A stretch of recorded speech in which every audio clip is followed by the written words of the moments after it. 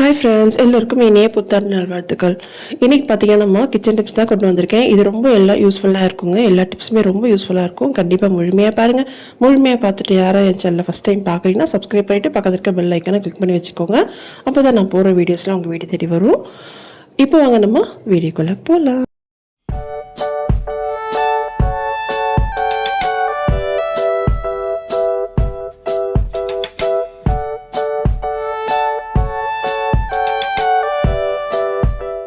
First tip பார்த்திங்கன்னா, இது மாதிரி பால் யானமோ இல்லைனா ஏதாவது ஒரு பருப்பு வைக்கும் போதோ இல்லை சாதம் வைக்கும் போது நமக்கு தீஞ்சிடுச்சுன்னா ஈஸியாக நம்ம அதை வந்து எப்படி அந்த தீஞ்சதை க்ளீன் பண்ணலான்றது பார்க்கலாம்.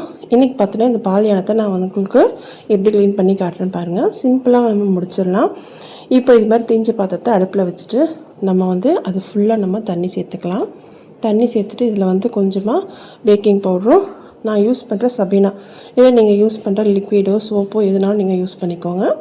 யூஸ் பண்ணிவிட்டு இது நல்லா கொஞ்சம் ஓரளவுக்கு சூடானதும் இது மாதிரி நம்ம தோசை எடுக்கிற கரண்டி இருக்கு இல்லையா, இதை வச்சு நீங்கள் லைட்டாக இது மாதிரி கலந்து விடுங்க. நமக்கு பார்த்திங்கன்னா அந்த சூட்டுலேயே நமக்கு அந்த கீழே இருக்கிற அந்த நமக்கு தீஞ்சு போயிருக்கலாம், அதெல்லாம் நல்லா சூடாக இருக்கும். அந்த நேரத்தில் இது மாதிரி இந்த தோசை கரண்டியை வச்சு நம்ம லைட்டாக தேய்க்கும் போது இந்த ஷார்ப்னஸ் இருக்கு இல்லையா தோசை கரண்டியில், அப்போது கீழே இருக்கிறதுல நமக்கு அழகாக நமக்கு வந்துடும்.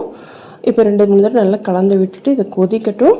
கொதிச்சப்பறம் நீங்கள் திருப்பியும் இந்த தோசை கரண்டி வச்சு நல்லா இதை இது மாதிரி கலந்து விடுங்க.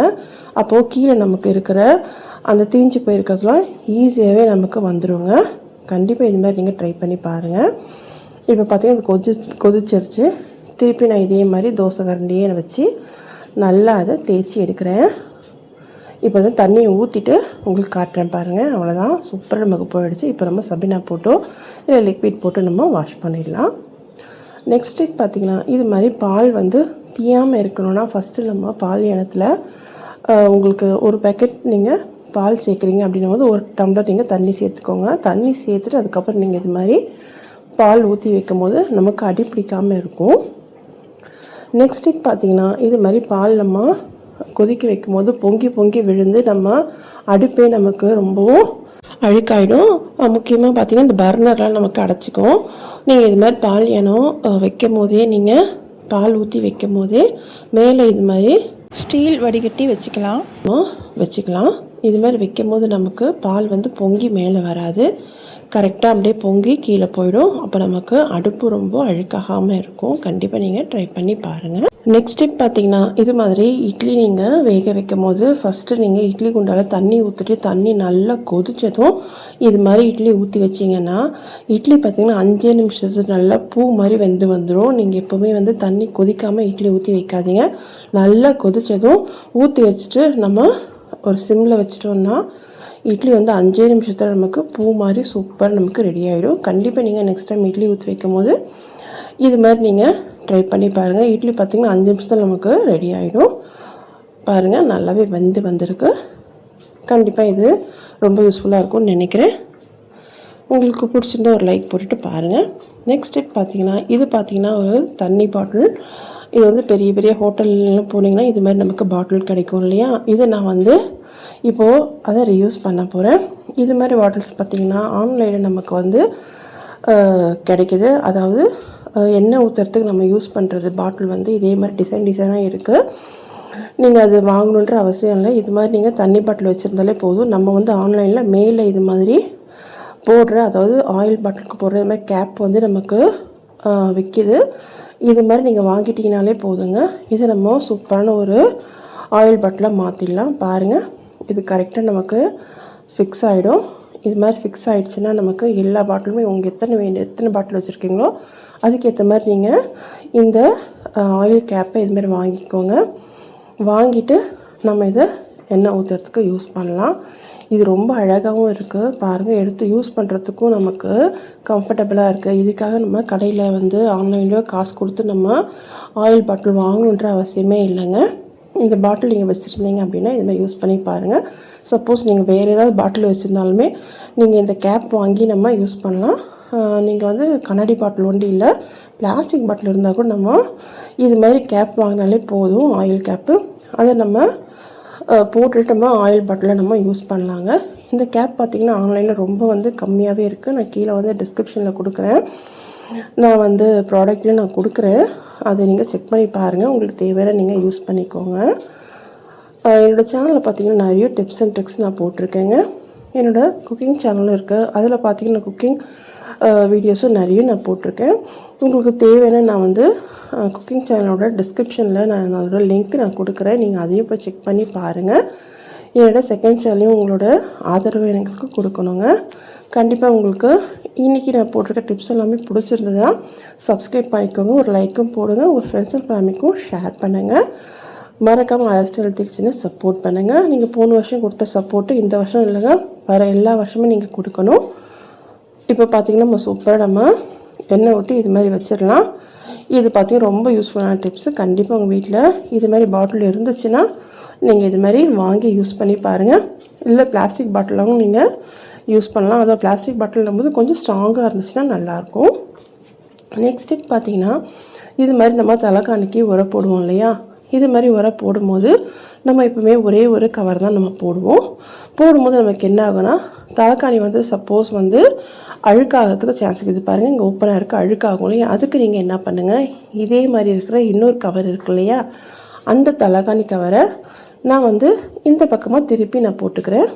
பாருங்கள் இந்த பக்கமாக நான் போட்டுக்கிறேன். இப்போ நமக்கு என்ன ஆகும்னா ரெண்டு பக்கமே நல்லா கவர் ஆகும். உள்ளே இருக்க தலைக்காணி பார்த்திங்கன்னா அழுக்காகாமல் இருக்கும், நல்லாவும் இருக்கும். இந்த டிப்ஸ் உங்களுக்கு பிடிச்சிருந்தா ஒரு லைக் போட்டுட்டு பாருங்கள்.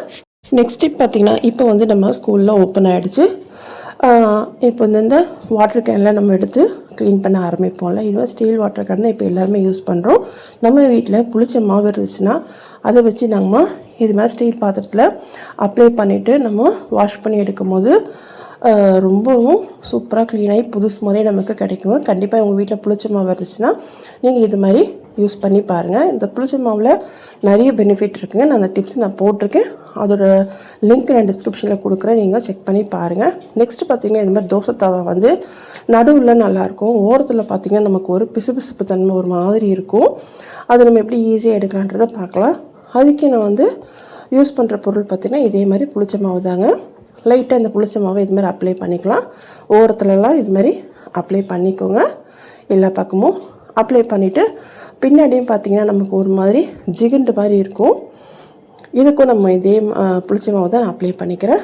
இது மாதிரி அப்ளை பண்ணிவிட்டு ஒரு 5 நிமிஷம் நல்லா காஞ்சதும் நம்ம வீட்டில் இருக்க அதாவது நம்ம வெசல் வாஷிங்க்கு யூஸ் பண்ணுவோம் இல்லையா, லிக்விடோ இல்லைனா வந்து நான் வந்து சபீனா யூஸ் பண்ணுறேன், அதை வச்சு நம்ம தேய்க்கலாம். நான் பார்த்திங்கன்னா இரும்பு நார் தான் எடுத்திருக்கேன். நான் வந்து பேக் சைடுனால இரும்பு நார் எடுக்கிறேங்க. நீங்கள் ஃப்ரண்டில் நடுவில் நீங்கள் இந்த இரும்பு நார் போட்டு தேய்ச்சிடாதீங்க, அப்போ நமக்கு தோசை ஒழுங்காக வராது. நான் பின்னாடி இது மாதிரி இரும்பு நார் வச்சு தேய்ச்சிட்டு நான் உங்களுக்கு வாஷ் பண்ணி காட்டுறேன். இது பார்த்திங்கன்னா நம்ம வாஷ் பண்ணிட்டோம் இல்லையா, நம்ம சாதாரணமாகவே வந்து இப்போது அதில் தேய்க்கும் போது நமக்கு அதில் இருக்க அந்த ஜிகண்டு மாதிரி இருக்க ஈஸியாகவே நமக்கு போயிடும். இப்போ பார்த்திங்கன்னா திருப்பியும் வந்து கொஞ்சமாக நம்ம அந்த நார் வச்சு தேய்க்கலாம். அப்படி இல்லைனா கொஞ்சமாக நீங்கள் சபீனா அப்படி இல்லைனா நீங்கள் யூஸ் பண்ணுற லிக்விட் எதுனாலுமே சேர்த்துட்டு நீங்கள் திருப்பியும் ஒரு தடவை தேய்க்கும் போது பாருங்கள் ஈஸியாகவே நமக்கு அந்த கருப்பு கலர்லாம் வந்து எவ்வளோ அழகாக வருது பாருங்கள். கண்டிப்பாக நீங்கள் இது மாதிரி ட்ரை பண்ணி பாருங்கள். இது பார்த்திங்கன்னா மாதத்தில் ஒரு நாள் இல்லைனா வந்து 2 வாரத்துக்கு ஒரு தடவை இது மாதிரி பண்ணும்போது நமக்கு தோசை தவா பின்பக்கம்லாம் நல்லாவே இருக்கும். நெக்ஸ்ட்டு பார்த்திங்கன்னா இந்த ஓரத்தில் நமக்கு வந்து அப்படியே நமக்கு ஜிகண்டு மாதிரி ஆகிறதுக்கான ஒரு சான்ஸ் இருக்குது. இது பார்த்திங்கன்னா நம்ம ஃபஸ்ட்டே நம்ம இது மாதிரி க்ளீன் பண்ணிட்டோன்னா நமக்கு சுற்றி அதிகமாக ஆகாமல் இருக்கும். அதுக்கு நான் வந்து இரும்பு நார் தான் எடுத்திருக்கேன். இது பார்த்திங்கன்னா சென்ட்ரலில் நீங்கள் அந்த இரும்பு நாரை யூஸ் பண்ணிடாதீங்க. அப்படி யூஸ் பண்ணிங்கன்னா நமக்கு தோசை வராது. அதனால் ஓரத்தில் வந்து இந்த இரும்பு நார் வச்சு தேய்ச்சிக்கிறேன். பாருங்கள் ஃபஸ்ட்டு இதுக்கும் இப்போதைக்கு எவ்வளோ நமக்கு க்ளீனாகி வந்துச்சு. அதாவது நம்ம வேணான்னு தூக்கி போகிற புளிச்ச மாவு வச்சு நம்ம சூப்பராக க்ளீன் பண்ணிடலாம். கண்டிப்பாக நீங்கள் உங்கள் வீட்லேயும் ட்ரை பண்ணி பார்த்துட்டு உங்களோட ஃபீட்பேக் எனக்கு சொல்லுங்கள். இப்போ வாங்க நம்ம நெக்ஸ்ட் டிப் போவோம். நெக்ஸ்ட் டிப் பார்த்திங்கன்னா இது மாதிரி ஒரு பவுலில் கொஞ்சமாக நம்ம தண்ணி எடுத்துக்கலாம். தண்ணி எடுத்துகிட்டு நான் இதில் பார்த்திங்கன்னா நம்ம யூஸ் பண்ணுற கற்பூரம் இருக்கு இல்லையா, நம்ம வந்து சாமிக்கு யூஸ் பண்ணுற கற்பூரம், அதை நான் வந்து இது மாதிரி நான் தூவி விட்டுக்கிறேன். இப்போ பார்த்திங்கன்னா நமக்கு பொங்கல் வரப்போது எல்லாருமே நம்ம வந்து க்ளீன் பண்ண ஆரம்பிச்சிட்டோம், வீடெல்லாம் க்ளீன் பண்ண ஆரம்பிச்சிருப்போம். அந்த நேரத்தில் இந்த டிப்ஸை நீங்கள் யூஸ் பண்ணி பாருங்கள். இது பார்த்திங்கன்னா நம்ம வந்து இதில் நான் வந்து கற்பூரம் ஒட்டி தான் சேர்த்துருக்கேன். இதில் ஒரு சின்னதாக ஒரு துணியோ இல்லைன்னா வந்து டிஷ்யூ பேப்பரோ நம்ம வந்து நல்லா அதை முக்கி நல்லா பிழிஞ்சிக்கலாம். பிழிஞ்சிட்டு நீங்கள் வந்து க்ளீன் பண்ணுற இடத்துல, அதாவது ஷெல்ஃபோ இல்லைன்னா வந்து எங்கெல்லாம் நீங்கள் க்ளீன் பண்ணுறீங்களோ அங்கே நீங்கள் இது துணியை வச்சு நல்லா தொடச்சிட்டு காஞ்சதுமே நீங்கள் எல்லா பொருளும் எடுத்து வைக்கலாம். நான் பார்த்திங்கன்னா இன்றைக்கி இந்த சக்கரை டப்பா இருக்குல்ல, நாட்டு சக்கரையும் இதில் பார்த்திங்கன்னா நமக்கு எறும்பு வரத்துக்கு சான்ஸ் இருக்குது. அதுக்கு நம்ம நல்லா டைட்டாக மூடிடலாம். ஃபஸ்ட்டு இந்த டப்பாவை மூடிட்டு வெளிப்பக்கமாக இந்த துணியை வச்சு நல்லா தொடச்சிடலாம். உங்களுக்கு எங்கெல்லாம் இது மாதிரி பூச்சி வரும், அதாவது எறும்பு வரும் அப்படி உங்களுக்கு தோடுதோ அந்த இடத்துல நீங்கள் இது மாதிரி தொடச்சிடலாம். தொடச்சிட்டு நீங்கள் யூஸ் பண்ணும்போது நமக்கு அந்த ஸ்மெல்லுக்கு எறும்பு பக்கத்துலேயே வராதுங்க. இது பார்த்தீங்கன்னா நீங்கள் அடுப்பு துடைக்க யூஸ் பண்ணிடாதீங்க, ஏன்னா நம்ம கற்பூரம் இல்லையா, அதனால் அங்கே வந்து யூஸ் பண்ணாதீங்க. மற்றபடி நீங்கள் வைக்கிற ஷெல்ஃபு வார்ட்ரூம்லாம் இருக்கு இல்லையா, அங்கெல்லாம் நீங்கள் இது மாதிரி துணி வச்சு நல்லா தொடச்சிட்டு அதுக்கப்புறம் காஞ்சது நீங்கள் எல்லா பொருளும் வைக்கலாம். நெக்ஸ்ட்டு பார்த்தீங்கன்னா இது மாதிரி கற்பூரத்துலேயே நம்ம கொஞ்சமாக மஞ்சத்தூள் சேர்த்துக்கலாம்.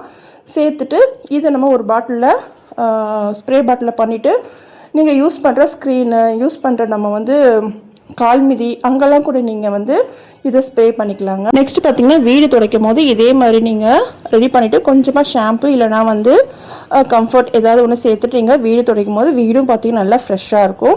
நெக்ஸ்ட்டு இதே தண்ணியில் நம்ம ஒரு துணியை நல்லா முக்கி புழிஞ்சிட்டு நம்ம அதை ஒற்றை குச்சிலையோ இல்லை ஏதோ ஒரு குச்சிலையோ நல்லா அதை கட்டிட்டு ஒற்றை அடிக்கும் போது நமக்கு ஒற்றையும் அதிகமாக வராதுங்க. கண்டிப்பாக உங்கள் வீட்டில் நீங்கள் ட்ரை பண்ணி பாருங்கள். இன்றைக்கி பார்த்து டிப்ஸ் எல்லாம் பிடிச்சிருந்தா உங்கள் ஃப்ரெண்ட்ஸ் அண்ட் ஃபேமிலிக்கு ஷேர் பண்ணுங்கள். இன்னும் ஒரு நல்ல வீடியோவில் பார்க்கலாம். தேங்க்ஸ் ஃபார் வாட்சிங்.